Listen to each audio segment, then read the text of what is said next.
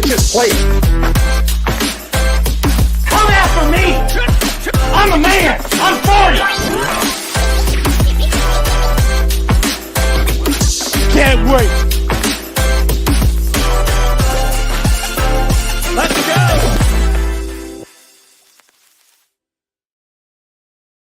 Am I the only one that yells "Let's go" when he says "Let's go"? Like, let's go! It's a good way to get you kind of going. Yeah, I like it. Gets the people going. It's provocative. Yep. Welcome back, everybody, to another episode of the Cheap Seats Podcast. We are a 1-hour show leading you up to Monday Night Football. And to my left, I got the Prince of Production for Sports Empire Network. I got the King, Kyle Edwards. How you feeling, Kyle? I'm good. Another chance for some barbershop talk. I'm always here for it. I think we got some great ones tonight, so I can't wait. Checking in with us down below, it's the man, the wrestling aficionado of Sports Empire Network, CR Media, resident Super Bowl champion, Chase, a.k.a. CM Punk. How you feeling tonight, Chase? I don't hate that intro. Well, talk about an intro. My man that was fire. That was fire Saturday night. Absolutely. Yeah, man. Love cheap seats. I spend quite the time, not recently, as you can tell, at the barbershop. So anytime I get to have barbershop sports talk, I'm down for it. Look, we got some topics tonight. We're going to go 1 hour strong. We're going to lead you right into Monday Night Football. My man Daniel Berry, Sports Highlights. How's it going? Go 76ers. That's what he read. I can't read it right. Does that say go 76ers? I'm just reading. All right. Well, we got a lot to get into tonight. We got three and a half major topics. I always like to start with the one that's the most relevant to what we're talking about right now. Just this morning, Frank Wright was let go.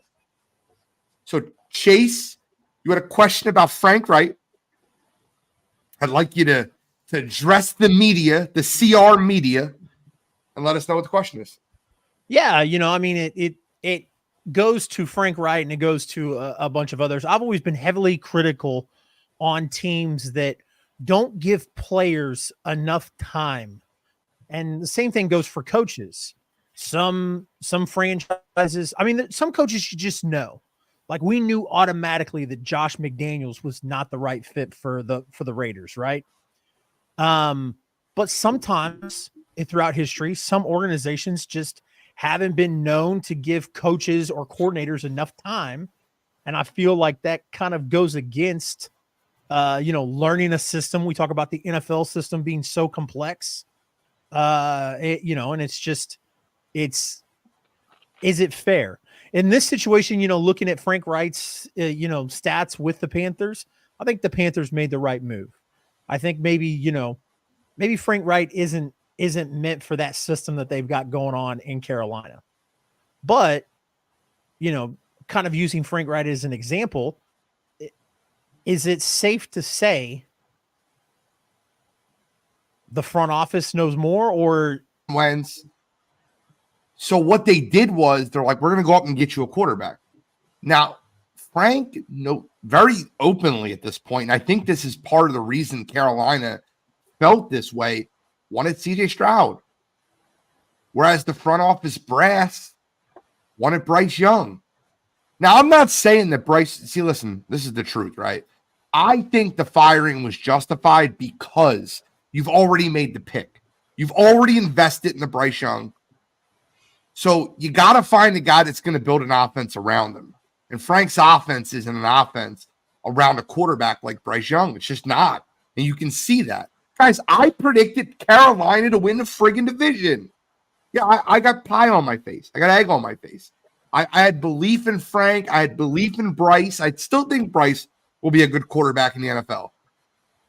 However, I think they just cleaned house on anybody that didn't believe in Bryce Young. The ownership wanted Bryce Young, and that was that. That's all there is to it. CJ Stroud's playing well. Yeah, sorry, good. No, I was just going to say, I think that the Panthers are owned by a different team now, I think.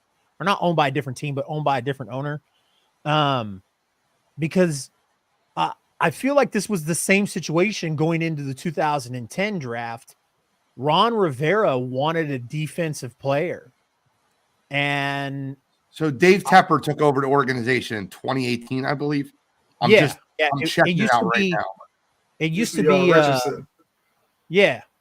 And I think that if I remember correctly, I think that they wanted Cam Newton really bad because he was the Heisman.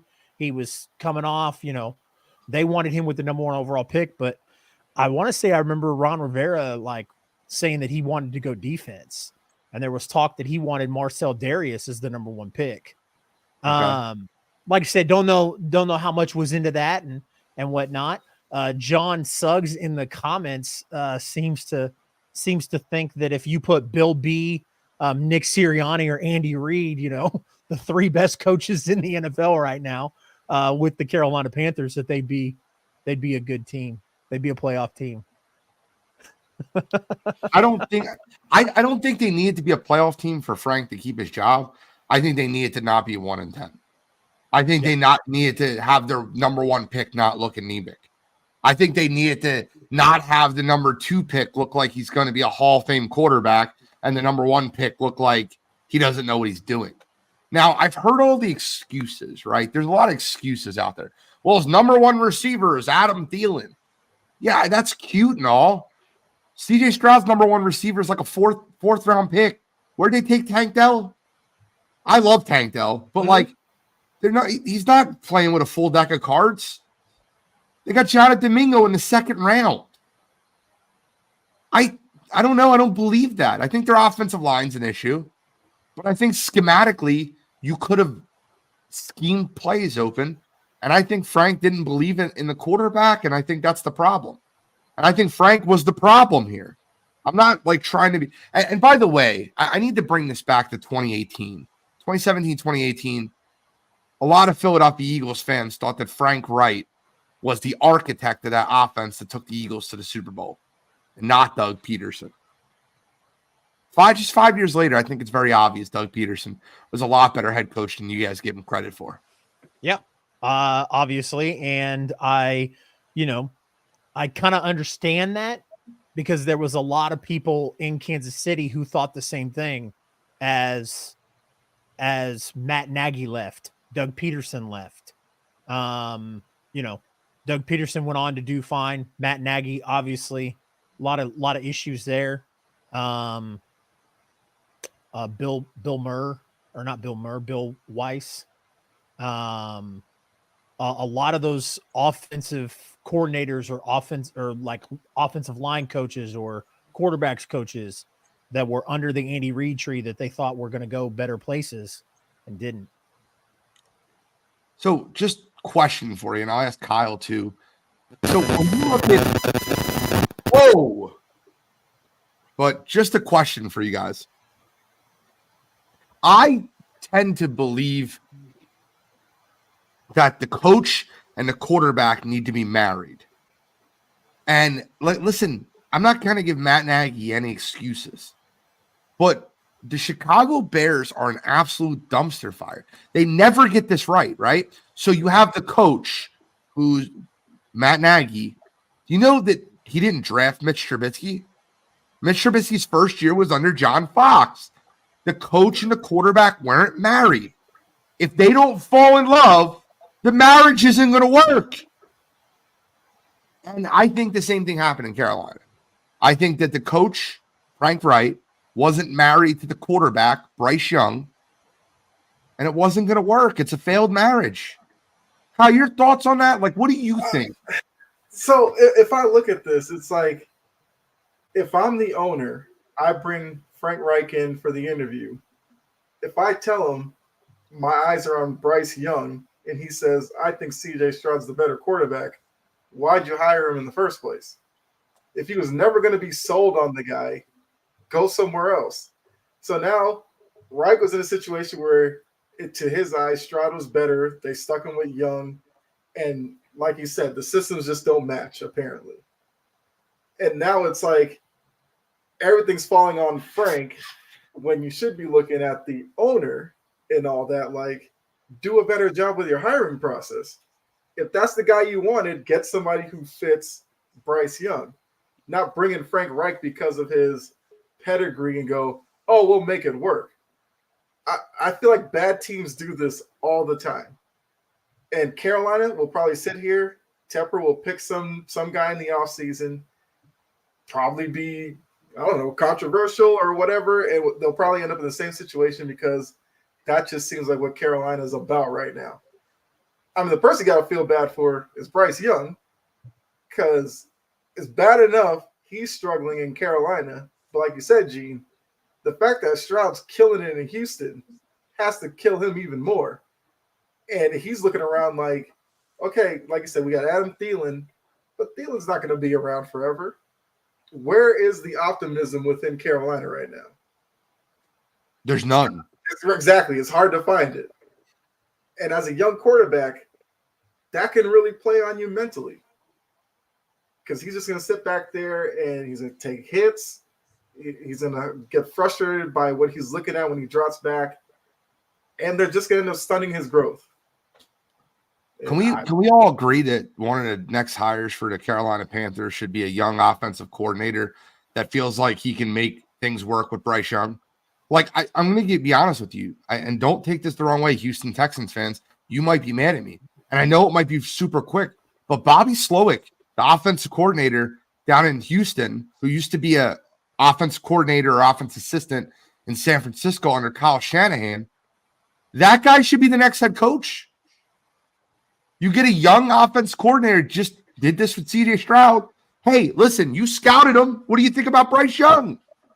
Want to bring him in? I don't know. Maybe they have to get the right coordinator in to be able to develop Bryce Young. You've already traded a ton of assets to get the first overall pick. Now you're going to have, and you're not going to have the first overall pick this year. You're giving that away to Chicago. Mm-hmm. Chicago doesn't need to do anything. They're going to get the first overall pick, and they can go try to win football games. Yeah. Wild to me.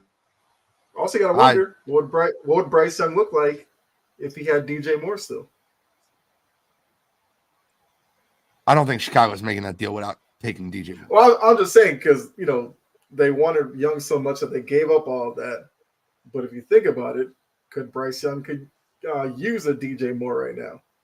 Young wide receiver he could build with, as opposed to what he's trying to throw to right now.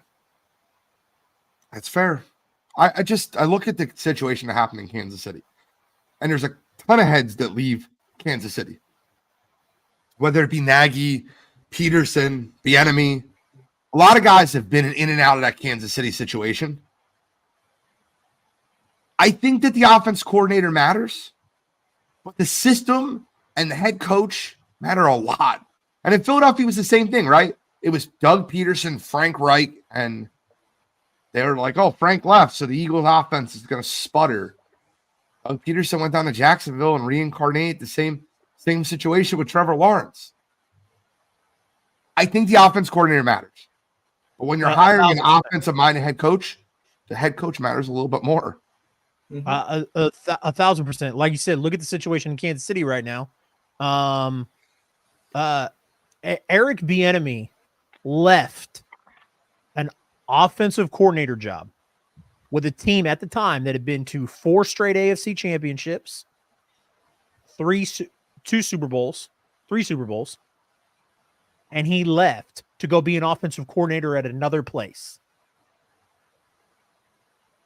Since you go back and you watch the Kansas City Chiefs AFC Championship against the Cincinnati Bengals, where the Bengals did a second half comeback, you watch the spat that Mahomes and Eric Bieniemy had on the sideline. Eric Bieniemy was not the same. And Mahomes and Reed and Bieniemy can say in the press all they want, but Bieniemy in Kansas City wasn't the same after that. And he leaves, and now we get Matt Nagy. And you go from being one of the top scoring offenses to not. And you can chalk it up to Travis Kelce being with age. You can chalk it up to, oh, they don't have a number one wide receiver. You can chalk it up, but I mean, we've had this conversation 100 times. Mahomes finds a way to make plays with guys like Albert Wilson, Junior Hemingway, Marcus Kemp, all those guys that we can name. To argue and say the fact that Eric Bieniemy was not a stronghold on that offense for the Chiefs and for Patrick Mahomes, and that Nagy is not to blame for the offensive struggles this year, I got a bridge to sell you. Well, hold on. I got something I want to kind of spin off of you. You might not like this, Chase. We might argue, and I don't want to argue with you, but I'm going to give you a comparison. I'm going to give you a comparison. Andy Reid. Listen, man, I made fun of your head coach after they beat us fair and square. So I guess you owe me this. I'm not making fun of Andy Reid, but lessons not learned in blood are lessons not learned. Andy Reid, I'm going to bring you back to 2003, and I know this is a long time ago. Oh no! But I'm going to read you a roster, an offensive roster, and you tell me if it sounds very similar to a roster you're looking at now. Donovan McNabb. Now, obviously, Patrick Mahomes is the better player, but he was the All-Pro on the offense, the lone All-Pro on the offense. Gene, I'm gonna let you finish, but I do want to tell you I watch Birds Deep, so I know where you're going with this. And Godfrey's right. You got Pinkston and trash. Yeah, he's right. I looked it up right after the show. He's dead on. Yeah. Go watch Birds Deep on Sports Empire Network in the library, guys. If you guys are curious, but I'll let Gene take it away because I was watching and I 1,000% agree. You got Chad Lewis and Donovan McNabb, and I get it. Kelce and Mahomes are a lot better, which is why your team went to the Super Bowl and our team didn't. But then around them, you have Pinkston, Trash. I know his name's Thrash. I get it. But we used to call him Stinkston and Trash. And it's not Mahomes' fault. It sucks that listen, I'm not saying that. Listen, I'm going to make two statements, and both of them can be true. I'm not saying the Eagles win the Super Bowl if they don't call defensive holding on James Bradbury. But it mattered. And I'm not saying the Chiefs win on Monday Night Football if Marcus Valdes-Scantling doesn't drop that football. But it mattered, right? Anything could happen. There was still 1:50 left in the game. The Eagles could have went down and scored. You see what they did yesterday versus Buffalo. Absolutely. But things happen, and they have huge impacts on the game. Just giving my 2 cents there. I loved it. It's funny. I root for Andy Reid because he gave us so many good years of competitive football. I'm not a typical Eagles fan that dislikes Andy Reid. He also sent us back Doug Peterson. He got on the phone with Jeffrey Lurie and Howie Roseman, said, this is the guy. And it got us a Super Bowl. So I still love Andy Reid. So screw everybody in Philly that doesn't. I was very, I was very torn for the same reasons, that you mentioned and various other reasons when Andy Reid got the hire in Kansas City. But, to go back to the subject on hand, I believe that the offensive coordinator position matters. Because this is what I feel like, honestly. I think that Eric Bieniemy didn't get a job in the NFL as a head coach for one reason and one reason only. And we've talked about that a million times. The reason why the reason why Andy Reid and Eric Bieniemy split up is because their offensive mind and offensive game plan didn't match anymore. Agreed. And who is Andy Reid going to get mad at? Bieniemy or Patrick Mahomes? If there's a rift between you just mentioned it earlier, if there's a rift between your quarterback and your offensive coordinator, who you as head coach, who are you going to go with? We're not talking, Kyle Pitts or, the quarterback of the Tennessee Titans here. We're not talking Ryan Fitzpatrick. We're talking Patrick Mahomes. Like, you're going to stick with Mahomes.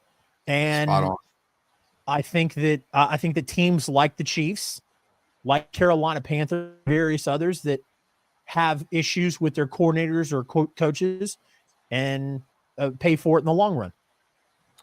How spot on is John Suggs? Panthers will go after Detroit offense coordinator Ben Johnson. I think he'll be the hot name for their next head coach. I agree with that, but I'm just saying you already have a coordinator down there in Houston that took the other guy and made him look incredible in Bobby Slowick. Yeah. Just opinions. But would the situation with Tepper and Reich as a young coordinator, like, would you be kind of fearful of going there and have Tepper be impatient with you if it doesn't turn around and make it like immediately, and then you end up losing your job after a season or so? I wouldn't sign there unless you gave me a 4 or 5 year. Because like Frank's gonna make a lot of money sitting at home. Right. Yeah. He's gonna get hired as a consultant for the Philadelphia Eagles. I can almost guarantee it. He loves him and Nick Sirianni love each other. He'll get hired as an offensive consultant down the stretch. Mm-hmm. I'll bet you. Yeah. 2 weeks. He'll be an offense consultant on the Eagles. Yeah. And he'll make a lot of money. Just an opinion.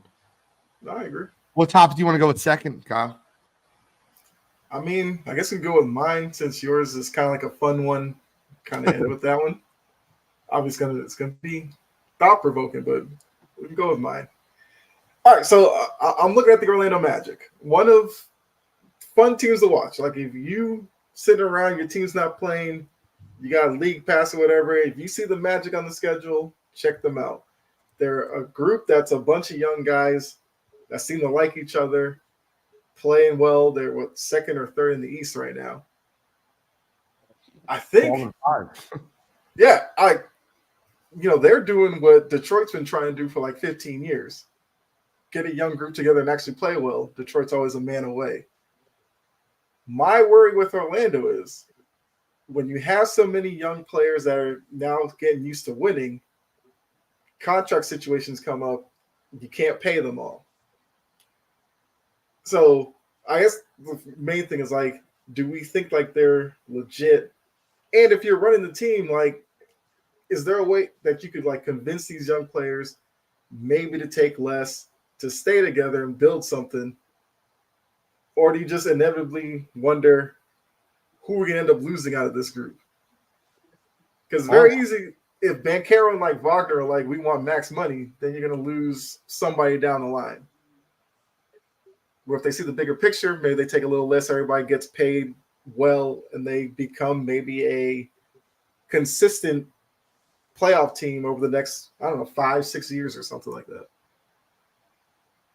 You have to identify talent. You have to identify your blue chip talent on that team, and you have to stick with that talent. You have to, right? Yeah. So, like, Paulo Banchero is the guy. We can all agree with that. He's the guy. So, if we're outside of Paulo Banchero, I think everything else is up for discussion.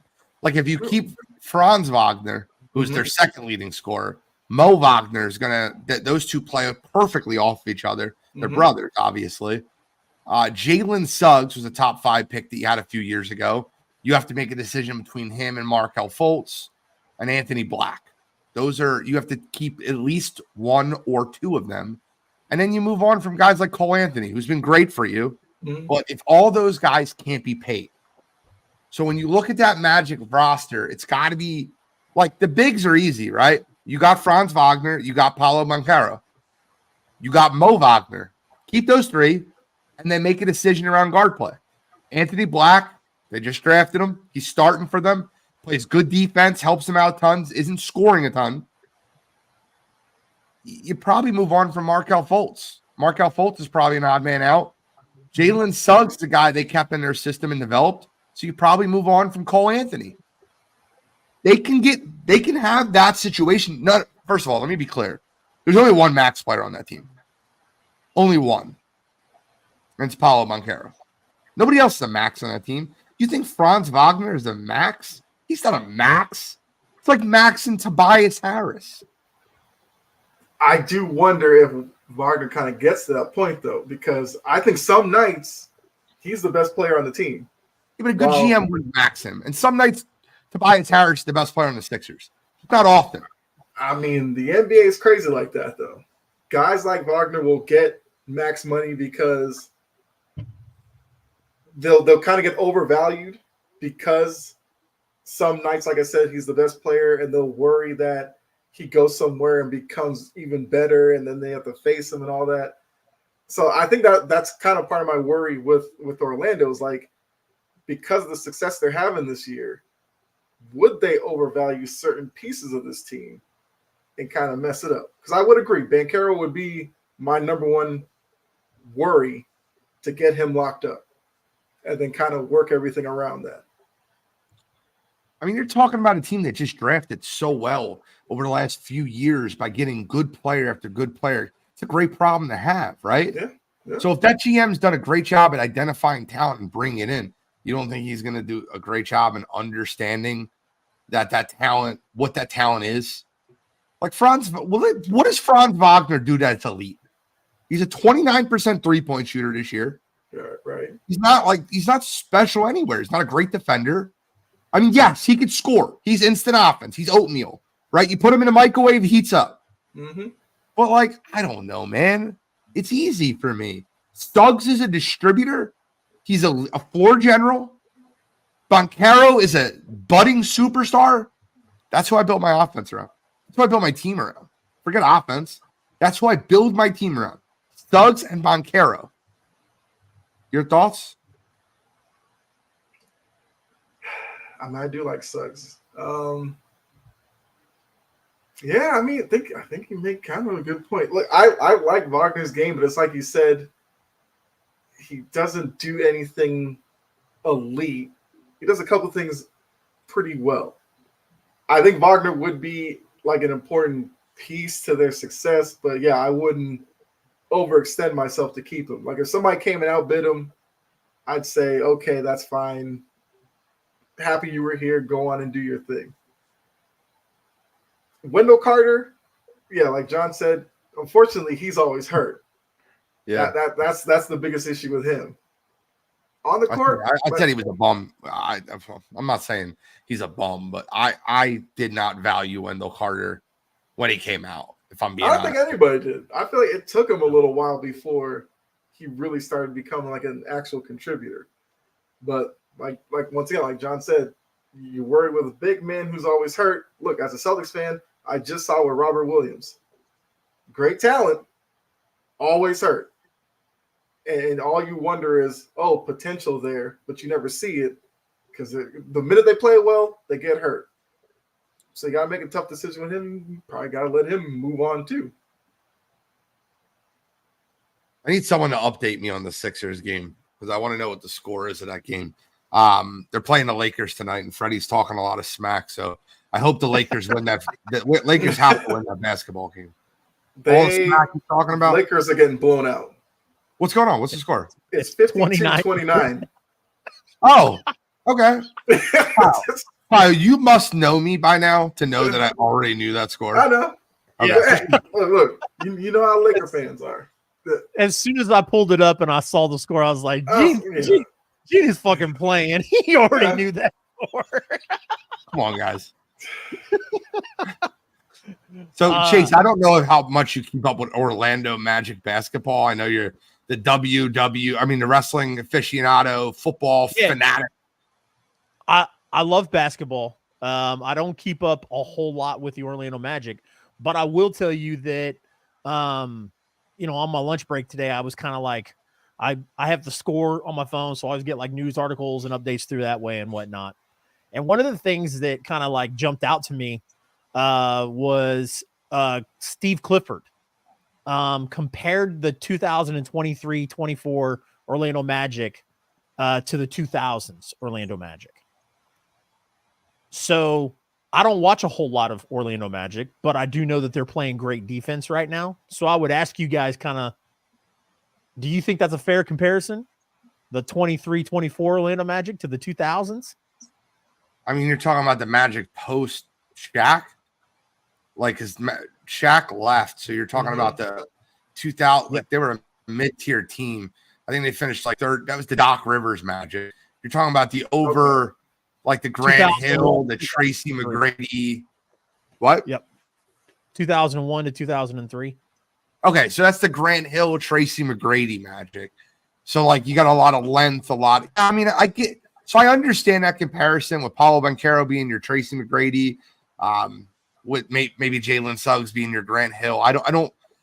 But first of all, I understand the comparison. They had a lot of lengthy guys, a lot of guys that can switch off defensively. And this Magic team can do the same thing, right? Now, if they're talking about the 2009 Magic, it's a totally different team. That's the Dwight Howard Magic that John Suggs is bringing up. He's talking about that. I think the 2000 Magic is a better comparison. That's your lengthy guys, your guys that can switch up on everything, your threes, your fours. I think I'm trying to remember that team, but I'm pretty sure they had Bo Outlaw, who was like at the end of his career. I don't know. I don't know. I think this one's more exciting. With them? Daryl Armstrong. Yes, that was okay. Daryl Armstrong. I was trying to remember that team. Yeah. I just looked it up. Yeah. I guess that's not a bad comparison. I don't know. Their leading scorer was T-Mac. He was their bread and butter, and then after that was Daryl Armstrong, Grant Hill, and Bo. And then you had Mike Miller and Bo Outlaw. And a 39-year-old Patrick Ewing as John Suggs. Even on that team? I don't know. This John Suggs put I in think the. so. He was on one of those. I don't know if he was on for the whole run, but he was there at one point with that crew. I didn't say him. It was wild seeing Patrick Ewing in Orlando. I didn't even remember that. You guys just gave me something I completely forgot about. It's must have been super irrelevant if that was the case. Yeah. I love the Magic team watching them, though. You're right about that, Kyle. Go ahead, Chase. I was just going to say, like, I don't obviously follow a lot of the Orlando Magic. I'm a big Oklahoma City Thunder fan, and a LeBron fan. So I don't. But I do know that they've got a young team and they play defense real good. I think they're first in points turnovers. That's about all I know about the Magic. So when I saw that today, I was like, really? Like the 2000, the 2002, 2003, the Tracy McGrady Orlando Magic. So I mean, being a Thunder fan, that's kind of interesting too. Organizations that seem to be good at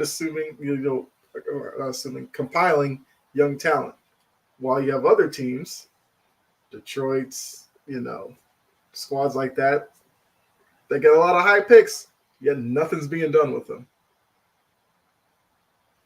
I just don't understand it. Doesn't make any sense. I thought Detroit was going to be much better this year.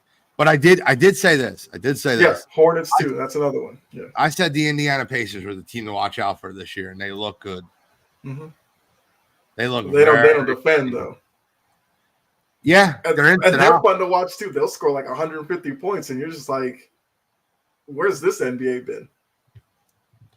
They're fun to watch, man. What are they? 9-6, 10-6, something like that. I love their team as a whole. Yeah. Halliburton, Buddy Hield, my man Benedict Mathurin. You got my guy Nemhard from Gonzaga. Mm-hmm. Obi Toppin. It's fun. They just gave away.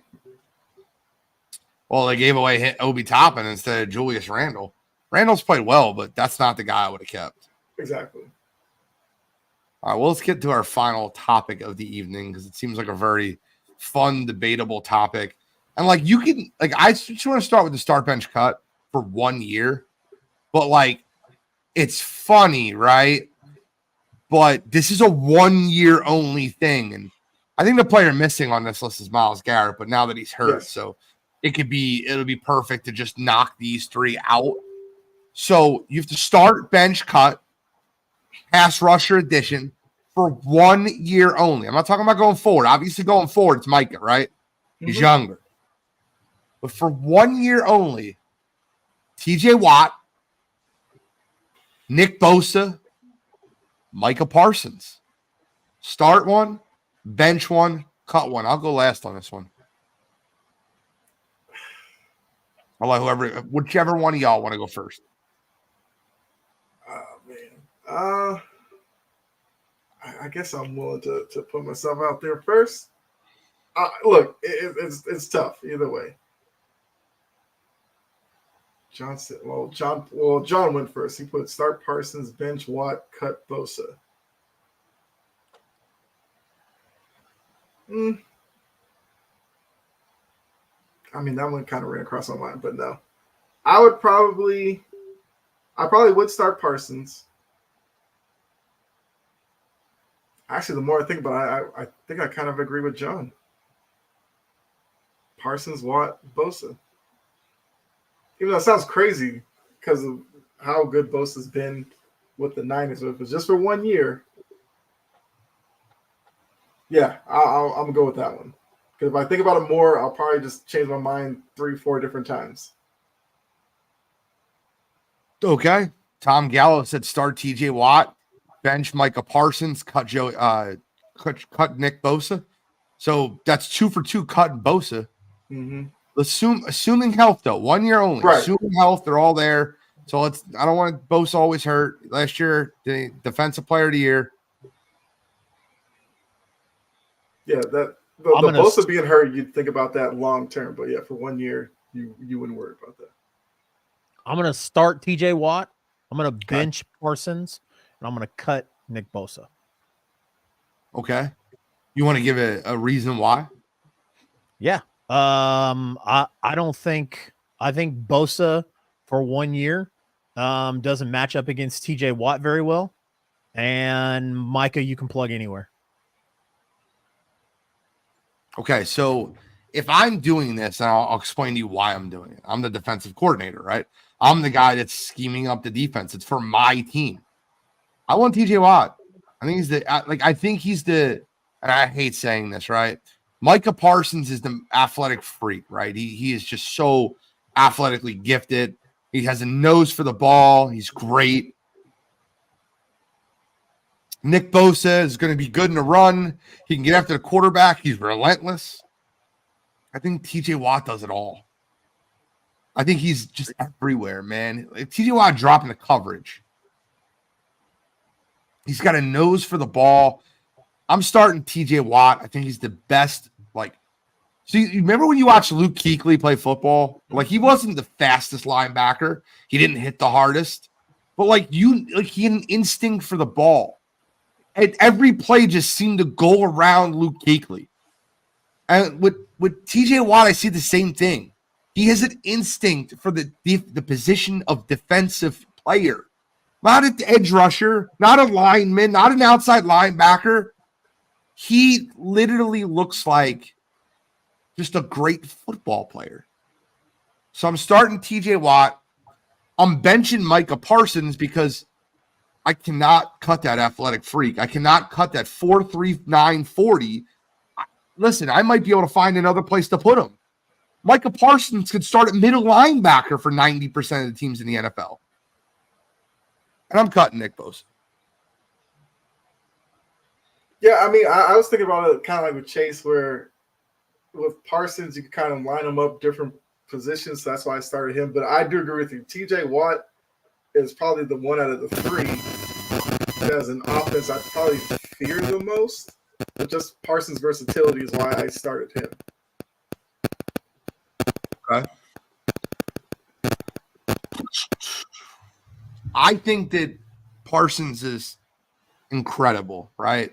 And I think that Dallas is doing the right thing by making him a primary edge rusher at this point. Yeah. I do. But I just look at what TJ Watt does and the way he impacts the game of football. We're Steelers 7-3 right now. It's crazy to think that they are, yeah. By the way, did you notice that they got 400 yards yesterday? First, took them one game without Canada. One game. Yeah. I can't listen, guys. I don't mean to be a guy that beats on anything, but the Pittsburgh offense, there was a meme that put out there that was of the did you ever see the Office? Anybody an Office watcher? Yeah. So there was a meme. It's like it took them one day. And the Pittsburgh Steelers yesterday, just one game in to the Matt Canada error, and all of a sudden they just look like a good football team offensively. They're 7-4. Yeah. Now, they only had 16 points, which is an issue in itself. But they got to win. Yeah, looked like Pickett Canada was the problem. They threw Pickett threw for 278. He had like a 70% completion percentage. They ran for 153 and had over 400 yards of offense. Oh my God. Canada's ego definitely had to be hurt after that one. Blame Canada. Blame Canada for all the. Well, so Gene, like, because you brought up Myles Garrett. So if you threw Myles Garrett into this equation, how would you go with it then? Still the same for me. What's funny is I actually, for a minute, because there was somebody in the comments that Tom said start TJ, cut Bosa, bench Parsons, which is exactly what I went with. And when Tom said that, I almost went Micah Parsons start, but the only reason I couldn't put Micah at start is because I hate the Cowboys. No, I did no hating it. And if I'm adding Myles Garrett to it, you guys are gonna think I'm nuts. 1 year and you're guaranteeing health, I'm starting Myles Garrett. I would too. I'm starting him over all three of them. I think he is the biggest game wrecker out of all of them. He's unbelievable, man. Did you watch him yesterday? Oh, yeah, it's unbelievable. He got hurt. Sucks. They're done. They're done. I made a couple future bets, and I want you guys' opinions on those. Can we wrap the show on Gene's future bets? Yeah. All right. Do it. So I have 4 of them. Well, I have 3, and then I'll give you my parlay for tonight. You guys, if you guys are bettors, gamblers at home, I got a can't miss parlay for tonight. It's a guarantee, or I'll give you your money back. That's a lie. I'm not giving your money back. It's a joke. All right. I'll start with college football. I put this bet in Sunday, the 5th of November. Okay. I got plus 260 odds. He is now the favorite. What? It's a movie quote. Remember, He's now the favorite. I have Bo Nix to win the Heisman. Now it's Bo Nix or Jaden Daniels out of LSU. Part of the reason I was arguing with my man Jonathan yesterday. I got Bo Nix to win the Heisman. Now he's saying Jaden Daniels has better statistics, blah, blah, blah, blah, blah. Well, Bo Nix is going to play in a conference championship game next week, and Jaden Daniels isn't. Not to mention, Bo Nix didn't stat most of the second halves of his games, whereas LSU was running it up on teams and playing Jaden Daniels the whole game. So I have Bo Nix to win the Heisman. He's now the favorite slightly. Your thoughts? I mean, looking at it too, I might side with Jaden Daniels, but I understand the argument for Bo Nix because there's a chance that Bo Nix could play Oregon into the top 4 and into a playoff spot. Like they have a legit chance they'll go up against Washington. They're in the playoff. They beat Washington. I think they're getting in easily. They're 9.5-point favorites. Yeah. They win that game, they're in the playoff. Yeah. So you'd have to, reward Bo Nix for taking Oregon and getting him there. Because like I said, Jaden Daniels, unfortunately, because of, I guess, certain things with the SEC and everything like that and not having a great enough season, not being in the championship game does probably knock him down a little bit. So okay. I'm fine with the Bo Nix pick. All right, I got 2 NFLs. Chase, I really am interested to hear your opinion on this one. The Cleveland Browns were 7-3 when I made this bet. The Cleveland Browns will not make the playoffs. I got it at plus 320. $50 to win $260.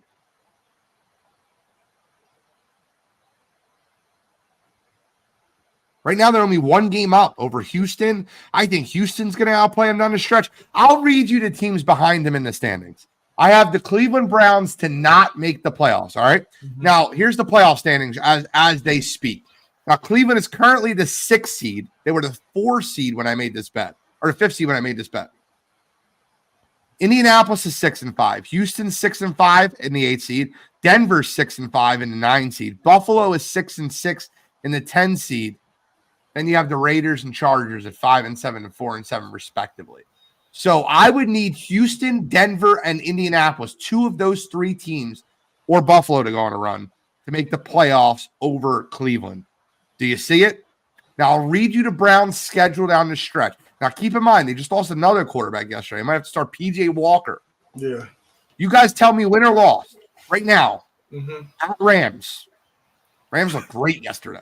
Kyron Williams back. I love the Rams in that game. Mm-hmm. At home versus the Jaguars. Not looking good. Home versus the Bears. You got a chance. You got a chance. And they got to go play at the Texans and CJ Stroud for that playoff spot. Don't like that one. Then they play the Jets. Now, this is 12-28. Maybe Aaron Rodgers is back. I don't know. I'm just kidding. Aaron Rodgers is coming back. Even with that, like the Jets defense would probably be good enough to, I don't know, score on their own and get a win, like 7-0. Who knows? And they finish at the Bengals. The Bengals no quarterback. I made this bet before Joe Burrow got hurt. So right. Yeah, so their best bets would be Bengals and Bears down the stretch. Yeah. Yeah. That gets them to what? So they have 9 6 wins now? 9 and 8. 7 wins. Yeah, I don't know if that gets it done in the AFC this year. The last one, and I love this bet. It's my favorite one. I put the most money on it by far. I made this bet before Thanksgiving. Made on Wednesday. The under 9.5 wins for the Seattle Seahawks. Now, right now, I'm going to read you your schedule in a minute. Yeah. Currently, they're 6-5. They were 6-4 when I made the bet. They need to win 4 more football games for them to be able to make the playoffs. Okay? Here's their schedule. You tell me if you could see 4 football games. 4 wins here. Win or loss at Dallas. That's probably a loss. At San Francisco. A loss. Loss. At home versus Philadelphia. Loss. And then you have at Tennessee. They got a chance in that one. Then you have at home versus Pittsburgh. Well, now without Matt Canada, that one looks a lot tougher. And then I'll say they have a chance at that one. And then the last one's at Arizona. So that's their best bet might be 3. So they need to win 4 more for me to lose that bet. Yeah. I like that bet. I like that bet a lot. Yeah. You can still get it like even money. I got it at minus 152. So I put 250 to win 414. Yeah. Problem is the Seahawks missed some opportunities. That Rams game, they lost 17-16 is going to come back to bite them in terms of your bet. All right. I got a 10-1 parlay tonight. For anyone listening, I put $100 on this pick to win 1,000. 1,100. I get my 100 back, essentially. It's 1,100. You tell me what doesn't hit. If you're listening out there at home, you tell me what doesn't hit.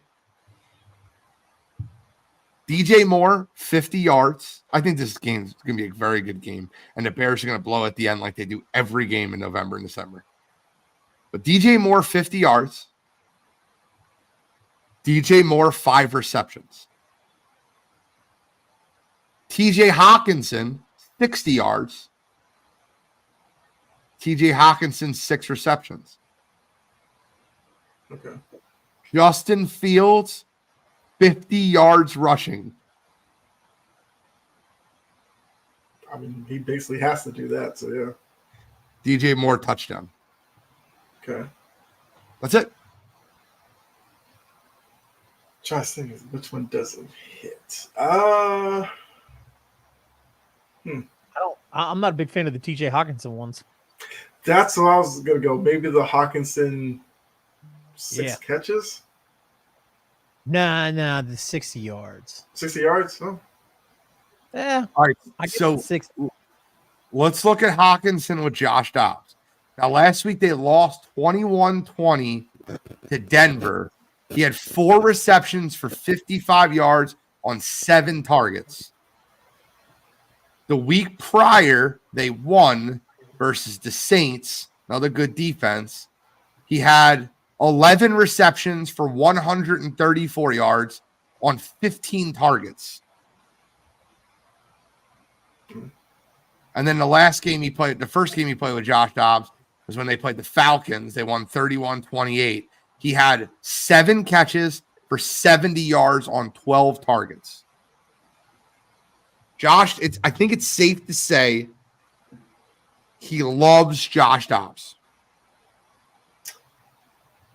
yeah, that's a pretty safe bet. Well, it seems like they've been working in who's that wide receiver, like Powell, a little bit more. Okay. I don't know if he might steal some targets, but that's probably the one I would worry about. I mean, Tom's saying the more touchdown. I feel like DJ Moore is kind of that's the one I feel kind of comfortable about because Fields likes throwing to DJ Moore. I think DJ Moore can get to 50 yards on 1 touchdown. Yeah. Yeah. I could be wrong, but I think that hits.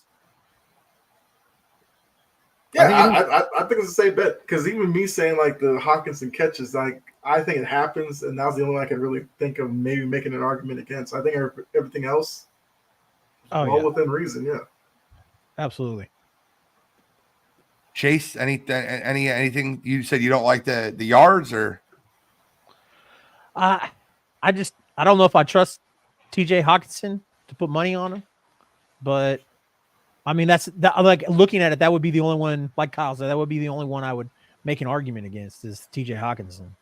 It's fair. The more one I think is money. So I kind of, before we wrap up, we're gonna wrap up in like a minute or two. I just want your opinion on the Baltimore Ravens. Last night they dominated another football game. This time almost solely defensively. Chargers defense actually came to play last night. Another game, and it's kind of like a twofold question.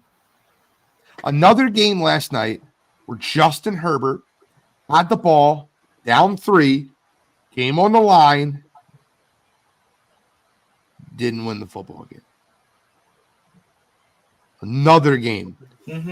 Now, you can either touch on that or you can touch on the difference that Roquan Smith and Kyle Hamilton have made to that Ravens defense, because those 2 players are special. Kyle Hamilton's going to be an all-pro this year. He's the best safety in football. And he's year 2.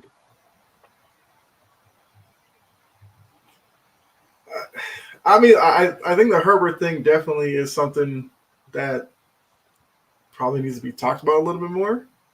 I feel like a lot of NFL shows that I watch don't really key in on that, only because a lot of the Chargers issues get put at Staley's feet because a lot of people are like, when's Staley going to be gone? And I feel like Herbert's kind of sliding by because Staley's still in the building. But yeah, that game last night seemed like one that they desperately needed if they wanted to be a playoff team. And Baltimore's offense didn't really light it up on the scoreboard. Like I said, it was basically their defense that carried them that night. Because, Lamar made a couple of plays in the passing game, but a lot of their offense was done through the run. Zay Flowers got his touchdown off of a reverse or whatever. So that seemed like a game they should have won. But once again, Herbert failed down the stretch. And look, if he's supposed to be one of the next guys at quarterback position, he's going to have to start winning some of these games when he has the ball in his hand. Because, it's one thing if they were losing and he's sitting on the sideline, then you could say, well, he did everything he could. He's getting the opportunity that a lot of quarterbacks would love to have. Ball in their hand down, 3, need a touchdown. Like, that's the kind of stuff you play, in the backyard. That's scenarios you run through your head, and for some reason, he just doesn't make the right play, or he ends up holding the ball too long, takes a bad sack, or something like that. And we've got to figure out why that is. I think Herbert's a talented quarterback, but without those wins and those bad turnovers, like, what do you say about him? You kind of just put him in the Josh Allen category. Chase, I'll run it through. Chase, I'll run it through for you real quick. Week 1, 36-34, had the ball with 2 minutes left. Chance to win the game versus the Dolphins. Got sacked, incompletion, game over. Week 2, 27-24 loss to the Titans. He had the ball in the red zone, 1st and 10 from the 19-yard line. Couldn't score a touchdown, kicked the field goal, went 3 and out in overtime. Titans won. Week 4, they went for it on week 3. They went for it on 4th and 1 on their own 30-yard line versus the Vikings. Didn't get it. The Vikings ended up throwing a pick in the end zone to lose that football game. So the Chargers won that one. Week 5, they were up 24-3 over the Raiders. Didn't score and had 3 first downs in the second half versus the Raiders. Won the game 24-17. The Raiders kind of shot themselves in the foot on a last-second drive. Week 5, lost 20-17 to the Cowboys. Had the ball with 2 minutes and 40 seconds left. We're only needing a field goal. Sack, fumble. Sack, interception last drive. The Chiefs blew them out. They blew the Bears out. They blew the Jets out. Lost to the Lions by 3. Had a great game, but still lost the football game. Packers had the ball down 23-20. Chance to win the game. Quentin Johnson dropped the pass. Then he took a sack, and then that game was over. And then last week, 13-10. Sack, incompletion, interception. So, obviously, I'll say this. I think Justin Herbert is an exceptionally talented player. I also think that Josh Allen is an exceptionally talented player. But there's just sometimes when guys just can't put it together. You, like Gene said, makes mistakes. Like Kyle said, puts the ball in places where it doesn't belong. Extremely talented. But when it comes to when the whistle blows and it's time to be great and do great things, I just don't think that those two guys can do it. Agreed. We'll touch on it more next week on Cheap Seats Podcast. Gentlemen, we got to wrap it up. Stay under that hour mark. Any final thoughts, Kyle, Chase? Just enjoy the game. Should be a good one. The best in the world. The best in the world is back. I'm gonna go dual TV it. CM Punk and Monday Night Football. Dude, I gotta go watch CM Punk right now. Take care, y'all. Thanks for tuning in to Cheap Seats Podcast. I'm the NFL Genius, Gene Walzak. That's CR Media, Mr. Chase. That's the Prince Production, Kyle Edwards, and we are signing